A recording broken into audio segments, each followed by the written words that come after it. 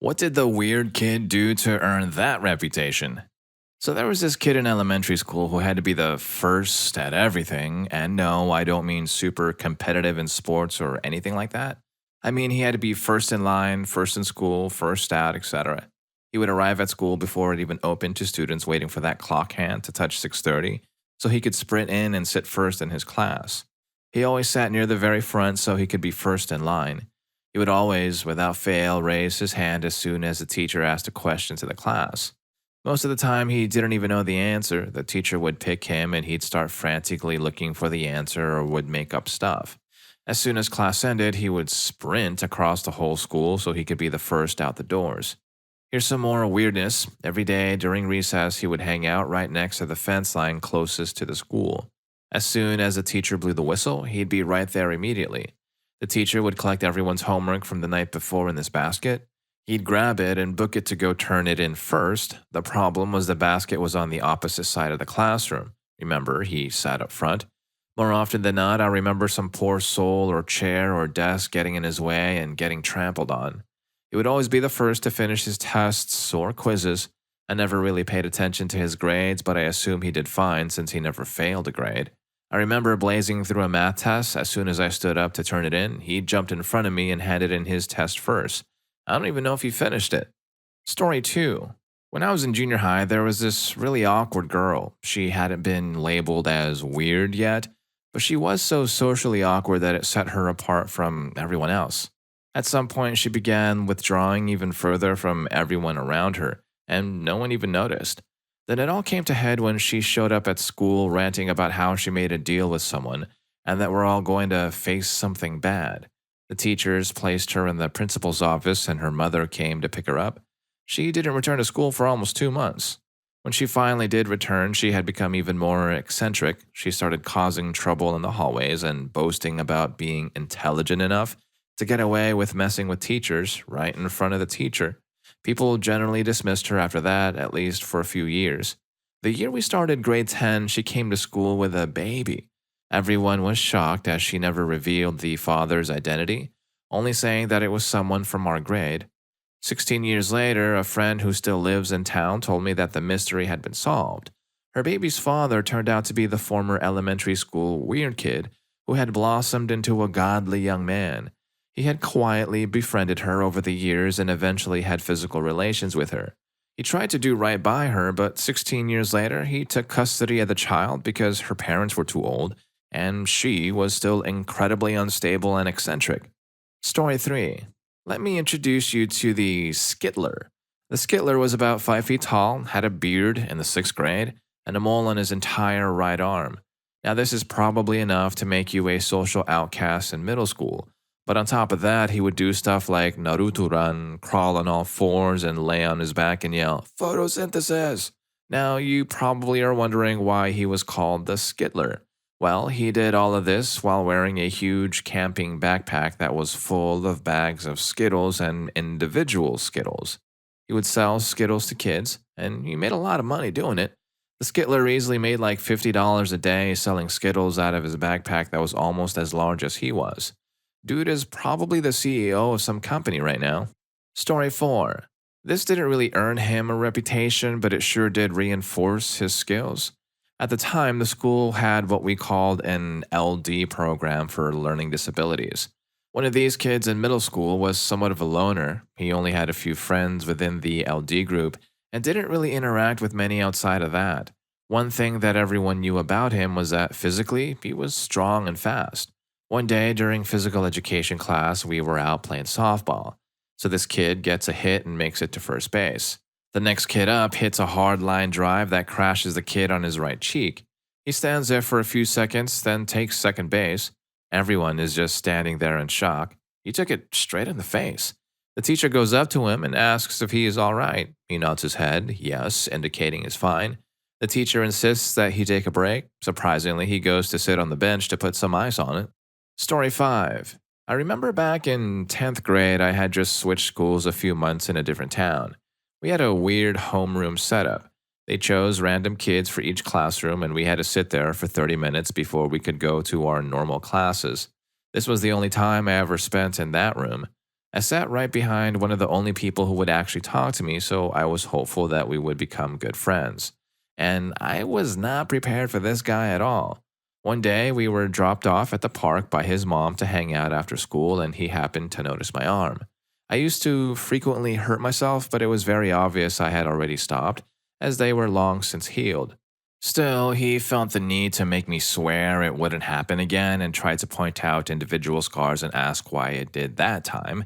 I was getting really uncomfortable, so I texted my dad and asked him to call me and make it seem like I needed to get home right away. I told my friend I'd catch up with him the next day in the homeroom and went home. Later that night, he sent me a picture message. I really was not prepared for this. He had literally had the words, "I'm sorry," into his leg. I freaked out. I told my dad what happened and he contacted the school. Word got around pretty quickly and his mom ended up taking him out of school. Apparently, this wasn't the first time it had happened. Story 6. I actually feel really bad for this guy. He clearly had something going on. His mom was a teacher and worked at our school, so we were expecting a quiet kid when it came down to it. Whenever something upset him, he would grab everybody's backpacks and supplies and barricade himself in a cupboard with them. He would eat pretty much everything and chew paper as if it was gum. He never obeyed the dress code but threw tantrums and had panic episodes if anybody tried to forcefully move him. The teachers just left him alone most of the time. That thing that caught me off guard, though, was when I accidentally overheard what the school counselor was saying. He was acting particularly weird that day, and the woman asked if he had taken his pills, saying they were important for him to be able to participate in activities. He responded by mumbling that they couldn't get the prescription that month and that his mother had said it wouldn't be a problem if it was just a couple of days. He didn't come to school again for the week. It's also clear that this kid was dealing with some serious issues, and it sounds like there might have been some neglect or mismanagement of his medication on his mom's part. But hey, if you agree and you're also enjoying the video, please don't forget to hit that subscribe button and the like button for more videos just like this. Story 7. Kindergarten, some kid thought he was Spider-Man, so we watched him try to climb the newly built solar panels. First grade, a random kid used to cry in my ELD sessions about how his colored paper wasn't perfect. He would also cry because he couldn't pronounce certain words. Second grade, some kid tried to throw a desk at me just because I graded his paper and it was a failing paper, so we let him vent inside. Third grade, the same kid showed up but tried to be the person who always wanted to be ahead of me. He tried to hurt me with a stick if I was ever ahead of him. He said this was revenge for last year. I'm not sure how that is revenge. I usually finish my work about 10 minutes early. But sure enough, he did hurt me one day during recess. Luckily, the principal was outside and got him. It was more like a poke or something. Fourth grade, a kid mixed up whatever food she could find. Fifth grade, a duo of mini bandits stole my creeper backpack. I was a big Minecraft fan back then, in search of my iPad. They got suspended for a week. Sixth grade, a kid would report me daily for the weirdest reasons, like being in front of him before he got there. Seventh grade, a new girl walked into class and pointed to me saying, "I have a crush on you." This was within the first 30 minutes of the first day of school. How unexpected. Eighth grade, a kid showed me a mixtape of some weird anime and then asked me to help him get a date with Miku-chan. Ninth grade, kids would blame me for getting good grades and for buying the last cookie just because they couldn't see or get one. 10th grade, my current year, some kid started a YouTube channel and did a face reveal at 0 subs. He then showed it to his crush and got banned from our Discord server. Story 8. Primary school trip, 5 days in France. In a dormitory housing 14 kids with 7 bunk beds, lights were out. At night, those on the top bunk started flashing their flashlights into the center of the room, reminiscent of a Broadway musical. A couple of kids ran to the middle and performed a small show before quickly returning to their beds. Then came the weird kid. For reasons still unknown, he removed all his clothes, ran to the center, and began what I can only describe as a mix of the Spice Girls dance routine and yoga. Mr. X, sleeping in a nearby bedroom, heard the commotion and stormed in. I've never seen a human move so fast, but somehow the kid managed to hide under his sheets to avoid our math teacher, who was definitely not being paid enough to deal with such kids. And of course, as soon as Mr. X left the room, Scary Spice was back on the dance floor for an encore, this time with fewer flashlights to light his way. The other kids likely withdrew their encouragement as the strangeness of the situation began to dawn on them. Another one, I was the president of an improv club at my high school. The The weird kid was a member. Remember the episode of The Office where Michael interrupts every improv scene as a cop? It was similar, except this kid always brought in a dark magic theme. Characters in our scenes would unexpectedly become his malevolent sibling from a shadowy realm, or imaginary props would transform into mythical swords forged from shadows. Despite his unpopularity, we couldn't bring ourselves to exclude him from the club. Story 9. I had classes with this girl. She wore baggy clothing and carried a bunch of books wherever she went. Everyone aimed at her. What got her called weird was the anime noises she could do. She always befriended those who needed help and protection. People started to get her in trouble for no reason and more. One group tried to mess with her in elementary school. Even if she defended them, they would turn on her. She always acted indifferent to it. In high school, she always had a buddy. They were the outcasts just for associating with her. She always defended her friends. I often saw her defend a mixed kid who was a social outcast. They had an RPG game just to help them deal with real life. She also used to live in her head and would lie at times for attention or to bring attention to herself to protect someone else. Then one day I heard her break down. She admitted she was being hurt and no adult would help her. She went on about how controlling her mom is and about how she hates being a witness. The next day, everyone was talking about how she saved a 10-year-old from being messed with that huge bag of hers full of books. People backed off after that. She's my friend.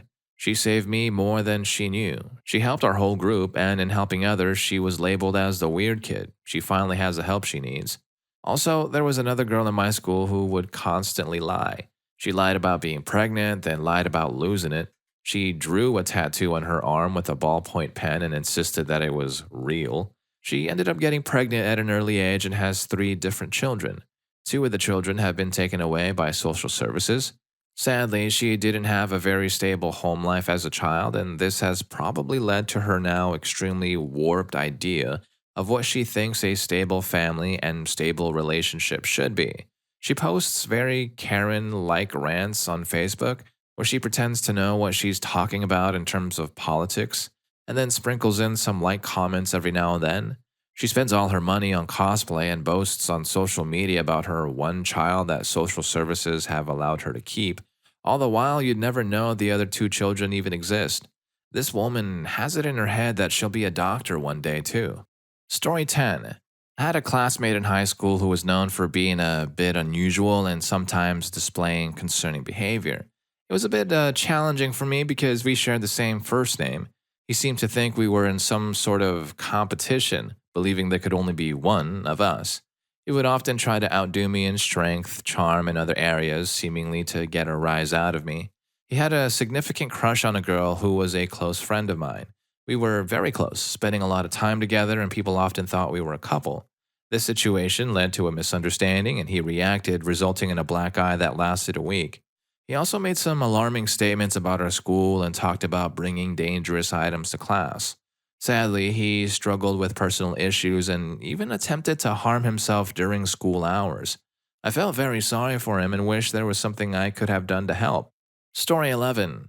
In 7th grade, there was a new girl named Megan. Megan was really nice, so my friend Kristen and I befriended her. After a while, though, she started to act strangely. She would say things like her mom tried to harm her the night before, how she was often said harsh words to. I was concerned for her but wasn't sure how to help. Kristen and I felt sorry for her and continued to spend time with her. She also had a noticeable body odor, suggesting she didn't change her clothes often or maintain good hygiene. On one occasion, she became aggressive and tried to start a conflict with me behind a convenience store. It was puzzling why some middle schoolers feel the need to fight.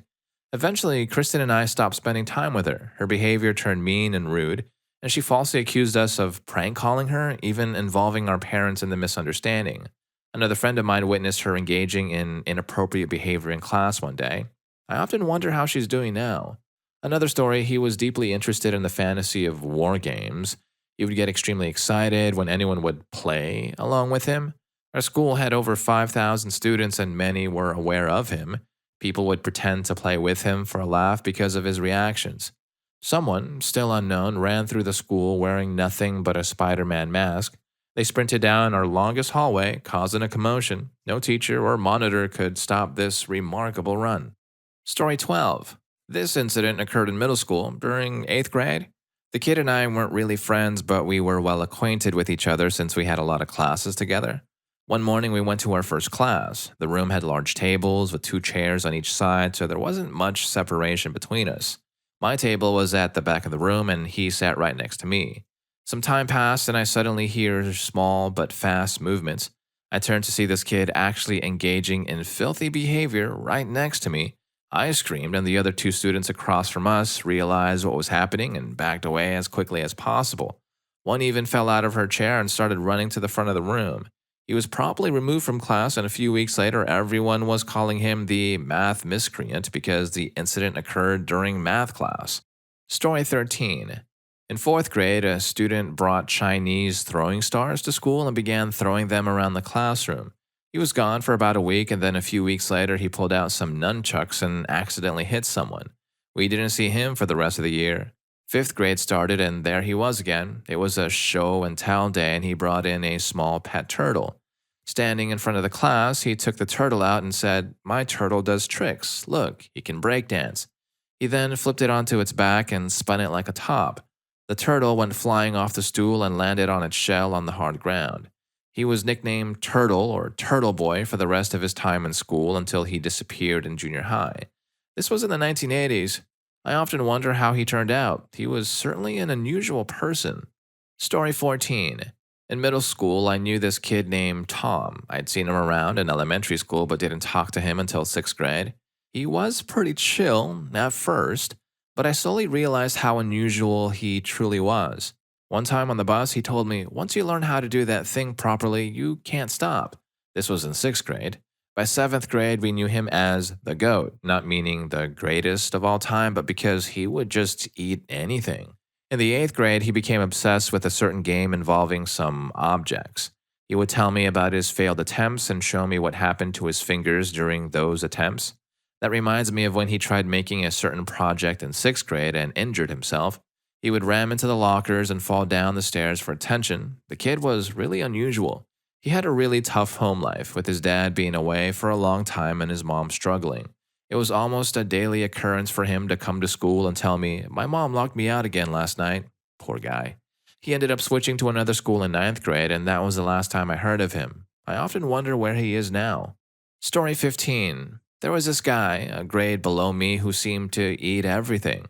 Once, he went to the front of the classroom where the sink is, took a big stack of paper towels back to his seat, and just started eating them during the lesson. Another time, he drank a Capri Sun in class, and when he was finished, he just ate the packaging with the straw and everything. The weirdest thing was when he ate a toy car the teacher brought in to demonstrate something. He just sat in front of the teacher's desk, took the car from it, and swallowed it without saying anything. The only question I have is, how do you eat a Capri Sun wrapper without cutting your own throat? Anyway, if you like these stories or it reminded you of the weird kid in your class or school, here's more. YouTube thinks you're going to love this. I'll catch you in that video, and thank you for hanging out with me on this weird one.